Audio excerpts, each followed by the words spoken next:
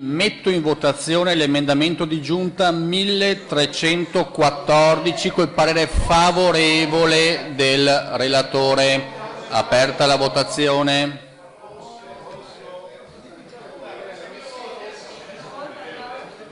Votazione chiusa. Il Consiglio approva.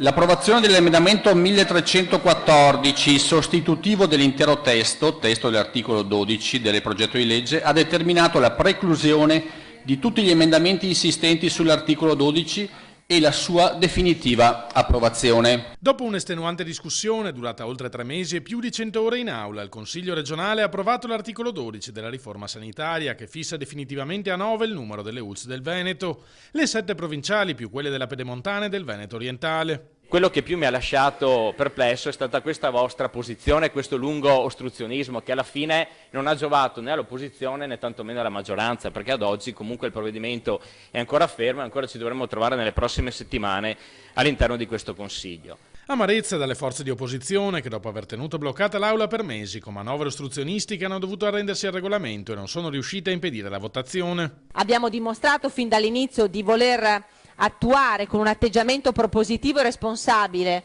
un'opposizione costruttiva, ve l'abbiamo dimostrato, ma voi non l'avete evidentemente raccolto, questo per la seconda parte, mentre vi do atto che per la prima invece questo senso di responsabilità c'è stato.